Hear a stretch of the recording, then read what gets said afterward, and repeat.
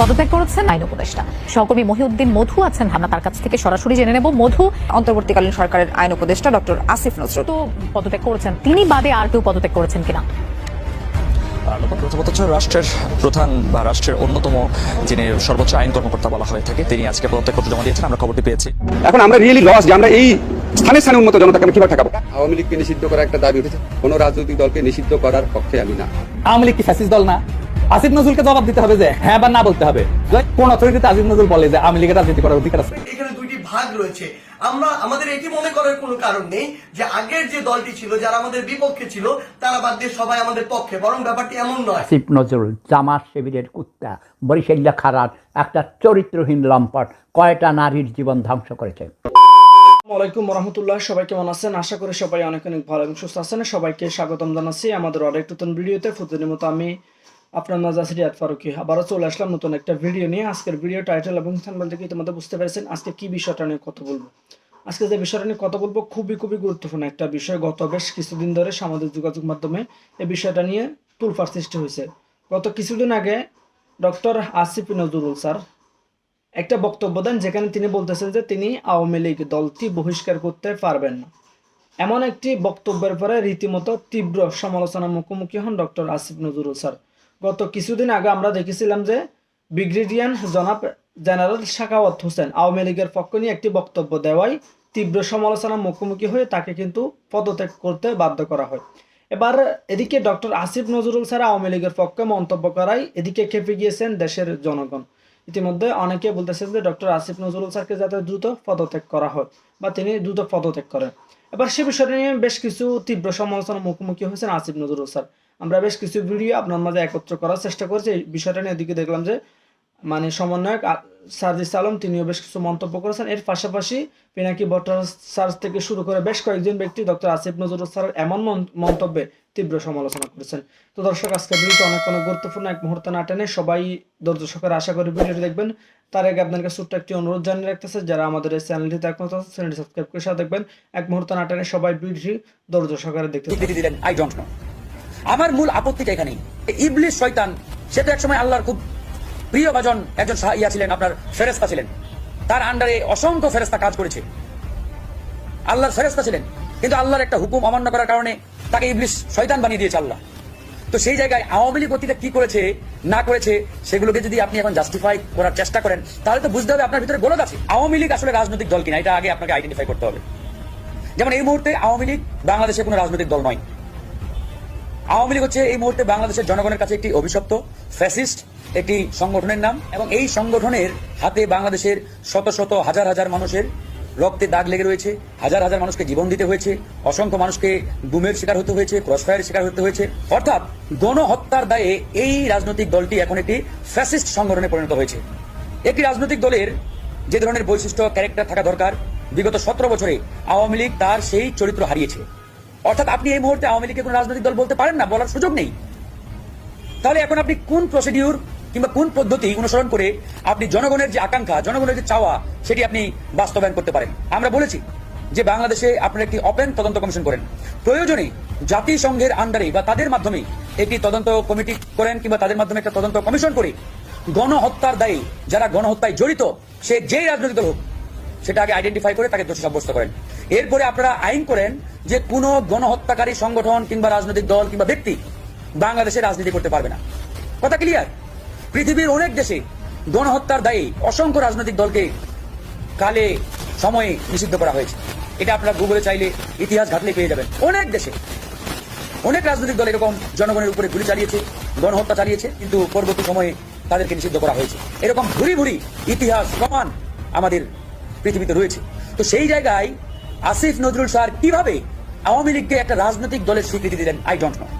আমার মূল আপত্তিটা এখানেই, আসিফ নজরুল স্যার কোনোভাবেই আওয়ামী লীগের একটি রাজনৈতিক দলের স্টেটমেন্ট কিংবা আপনার কি বলে ওটাকে দিতে পারেন না তিনি, কারণ আওয়ামী লীগ কোনো রাজনৈতিক দল নয়।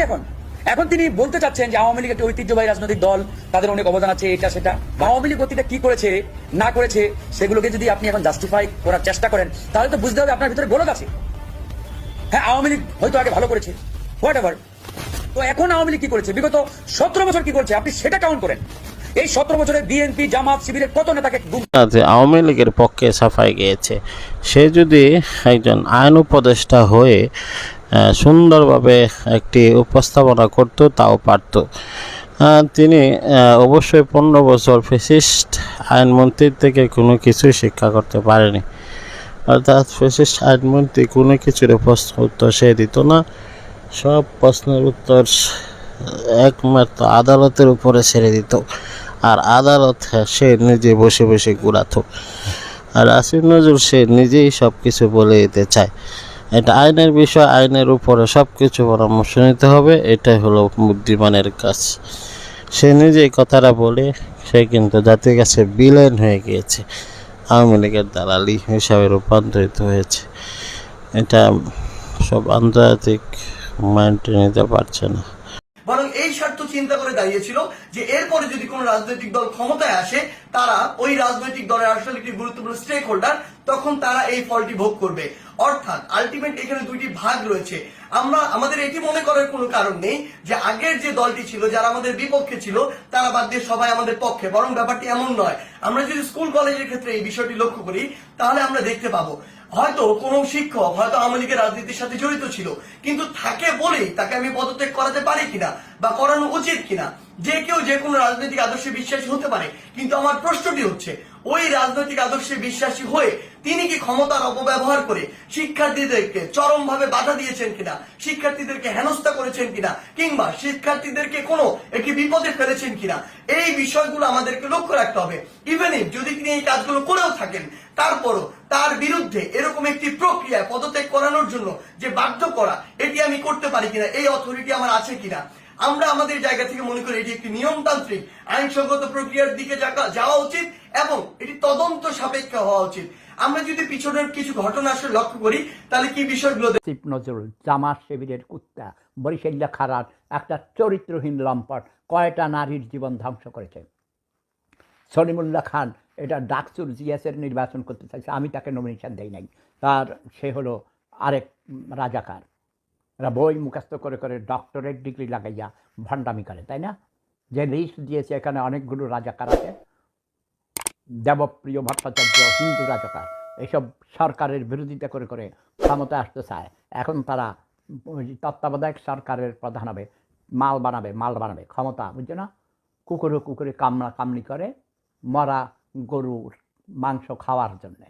বাংলার জনগণ তোমরা সতর্ক থাকবে।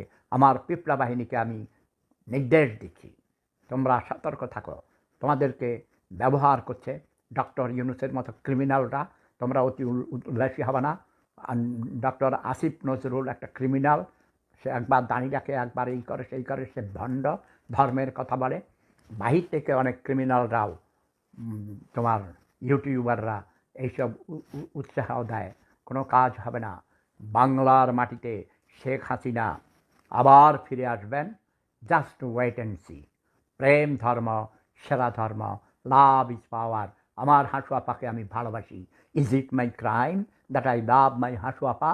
হাসু আপা এদেশকে ভালোবাসে, আমিও দেশকে ভালোবাসি, সেই হিসেবে তার সাথে আমার মিল আছে। কিন্তু ডক্টর ইউনূস এই পর্যন্ত কোনোদিন নোবেল পুরস্কার পাওয়ার পরেও শহীদ মিনারে যায়নি, কখনো বুদ্ধিজীবীদের স্মৃতিসৌধে যায়নি, কখনো সাভারের জাতীয় স্মৃতিসৌধে যায়নি। এ মুক্তিযুদ্ধের বিরোধী শক্তি, তার 14 গোষ্ঠীর রাজাকার ছিল, সে ধর্মীয় মৌলবাদী, সে ভণ্ড।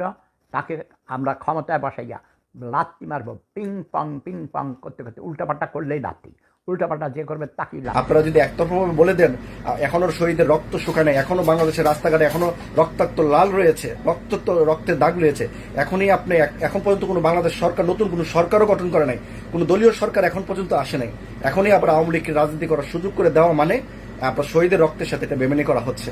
তার মানে যতগুলো রক্ত, যতগুলো মানুষকে তারা হত্যা, পুলিশ সদস্য থেকে শুরু করে বিএনপি, জামাত এবং ছাত্রছাত্রী যারা নিহত হয়েছে, সমস্ত এই হত্যাটাকে বৈধভাবে এটা চালিয়ে দেওয়ার পায়তারা চলতেছে। আমি আসিফ নজরুল স্যারকে বলবো আপনি এই ধরনের কথাকে অবশ্যই উড্রোল করবেন। তো প্রিয় বন্ধুগণ এবং প্রিয় দেশবাসী, আপনারা জানেন আসিফ নজরুল স্যার বলেছেন যে আওয়ামী লীগের রাজনীতি করতে কোনো বাধা নেই, আওয়ামী লীগ রাজনীতি করতে পারবে, এটা একটা বড় দল এবং মুক্তিযুদ্ধ নেতৃত্ব দিয়েছে এই রাজনৈতিক বিষয় নিয়ে, এবং আওয়ামী লীগ মানে আওয়ামী লীগের পক্ষে উনি কথাগুলো বলেছেন।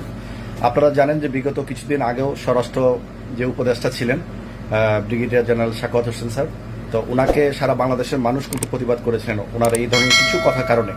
লাস্ট পর্যন্ত ওনাকে সরিয়ে দেওয়া হয়েছে উপদেষ্টার পদ, মানে স্বরাষ্ট্র উপদেষ্টার পদ থেকে।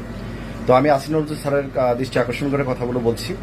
আওয়ামী লীগ রাজনীতি করবে কি করবে না, আওয়ামী লীগ রাজনীতি করতে পারবে কি পারবে না, এটা জনগণের কাছ থেকে আপাতত ভোটটা নেওয়াটাই উত্তম। কারণ জনগণ কি বলছে আপনারা জানেন। এই 16 বছরের মানে আওয়ামী লীগ শাসনামলে বাংলাদেশের কত নিরীহ মানুষকে তারা মানে হত্যা করেছে নামে বেনামে। বিরোধী দলের নেতাকর্মীদের মানে নির্যাতন নিপীড়ন করে হাজার হাজার মানুষকে খুন গুম হত্যা করে এসেছে। এমন জামাতে ইসলামের বড় বড় ব্যক্তিদেরকেও যুদ্ধ অপরাধী বানিয়ে মিথ্যা মামলা দিয়ে তাদেরকে ফাঁসিতে দণ্ডিত করেছে। অথচ আওয়ামী লীগের মধ্যে কিন্তু শত শত না হাজার হাজার যুদ্ধ অপরাধী আছে, তাদের একটা ব্যক্তিকেও তার আজ পর্যন্ত কোনো জেল খাটতে হয় নাই শুধু খালি আওয়ামী লীগ করার কারণে। তো আপনারা জানেন এই আওয়ামী লীগ হেফাজত ইসলামীদেরকে হত্যা করেছে, নির্বিচারে গুলি করে হত্যা করেছে, কত নির্মমভাবে তাদেরকে হত্যা করেছে। বিডিআর হত্যা মামলাটা আপনারা সবাই জানেন যে 57 জন অফিসার, বাংলাদেশের চৌকুশ অফিসারকে তারা নির্মমভাবে কিভাবে তারা মানে হত্যা করে বিভিন্ন পানির ট্যাঙ্কিতে টয়লেটে ফেলে দিয়েছিল। এই আওয়ামী লীগ সরকার আপনারা জানেন যে সত্যিকার অর্থে যে রাজনীতিগুলো করার কথা সেটার গুণগান আওয়ামী লীগের মধ্যে চুল পরিমাণ নেই। বিরোধী দলের নেতাকর্মীদের উপর যদি কোনো সমাবেশ হয় তারা পুলিশ বাহিনীকে দিয়ে যেভাবে নির্মমভাবে তাজা বুলেটের মাধ্যমে বিরোধী দলের নেতাকর্মীদের মানে গুলি করে হত্যা করেছে, হাজার হাজার মানুষকে নির্মমভাবে মানে নির্যাতিতভাবে জেলে বন্দী করে রেখেছে, প্রায় অর্ধ কোটি মানুষকে তারা বিভিন্ন মামলা দিয়ে হয়রানি করে বাড়ি ছাড়া করেছে। আপনারা জানেন 28 অক্টোবর 2023 বিএনপি এক দফা সমাবেশে কেন্দ্র করে বাংলাদেশের কোন বিএনপি নেতাকর্মীরা বাড়িতে থাকতে পারে নাই, এত অত্যাচার নিপীড়ন করেছে আওয়ামী লীগের নেতাকর্মীরা। সর্বশেষে যে বৈষম্য বিরোধী আন্দোলন, যে কোঠা আন্দোলনটা ছিল, সেটাকে আপনারা ভালোভাবে এখন পর্যন্ত বাংলাদেশে কিন্তু রক্ত এখনো তাদের শহীদদের রক্ত শুকায় নাই। ওই পর্যন্ত হাজার হাজার মানুষকে তারা গুলি করে হত্যা করেছে। এখন পর্যন্ত লাশ, কতগুলো লাশ তারা মানে গুলি করে তার তাজা প্রাণগুলো জড়িয়েছে, এখন পর্যন্ত আমরা সঠিক তথ্য কিন্তু। তো প্রিয় দর্শক, ভিডিওটি ভালো লাগলে অবশ্যই শেয়ার করে দিবেন, আর আমাদের চ্যানেলটিতে নতুন লাগলে চ্যানেল সাবস্ক্রাইব করতে ভুলবেন না। ডক্টর আসিফ নজরুল স্যারের এমন মন্তব্যকে আপনি কিভাবে দেখতেছেন কমেন্ট করে জানাতে ভুলবেন না। দেখাবো কোনো ভিডিওতে। ভালো থাকবেন, সুস্থ থাকবেন, আল্লাহ হাফিজ।